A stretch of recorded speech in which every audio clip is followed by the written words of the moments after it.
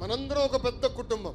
సమస్యలు మనకు ఉంటాయి. ప్రభుత్వం 10 నిర్ణయాలు తీసుకుంటే 3 తప్పు అవుతాయి. చెప్పండి, చర్చిద్దాం. ఎమ్మెల్యేగా రవి అన్న ఉన్నాడు. ఏకంగా ఇక్కడ పార్లమెంట్ పార్టీ అధ్యక్షుడిగా కొనకల నారాయణ గారు ఉన్నారు. పార్టీ అబ్జర్వర్ ఉన్నారు. ఇంకా జోనల్ కోఆర్డినేటర్ రాజు గారు ఉన్నారు. పల్లా శ్రీనన్ ఉన్నాడు.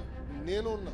మనం ఆడుకోవాలి, చర్చించుకోవాలి. లోకేష్ కి తేలిక పార్టీ లోపల భలే ఉన్నారు. జగన్ గారితో నేను ఎంత పోరాడానో దానికన్నా 3 రెట్లు ఎక్కువ నేను పార్టీలో పోరాడాను. కొల్లు రవీంద్రకు తెలుసు. ప్రతి పాలిట్ బ్యూరో మీటింగ్ లో నాకే ఎక్కువ అక్షంతలు పడతాయి. ఏదో కలబెడతా ఉంటా. మహానాడు కడపలో పెట్టాలన్నప్పుడు చాలా మంది అన్నారు, ఎందుకు ఉక్కేంది, ఒక విశాఖపట్నమో విజయవాడనో తిరుపతి చాలు కదా అంటే, లేదు, పార్టీ విధానం మారాలి. ప్రతి సంవత్సరం కొత్త జిల్లాలో మన మీటింగ్లు పెట్టాలి. పార్టీ సిద్ధాంతం ఏంటో తెలియాలి. అక్కడ అందరికీ ప్రజలు కూడా తెలియాలి. కార్యకర్తలు కూడా మొత్తం రాష్ట్రం చూడాలి అనే ఆలోచనతో చెప్పా. కానీ ఒప్పించడానికి నాకు టైం పట్టింది. బాబు గారు ఒప్పుకున్నారు. అదే గొప్పతనం. కానీ ఒక్కదాని చేయాలంటే ఎంత కష్టపడాలో నేను స్వయంగా చూస్తాను. మనం ఆడుకుందాం, చర్చించుకుందాం, కానీ 4 గోడల మధ్య.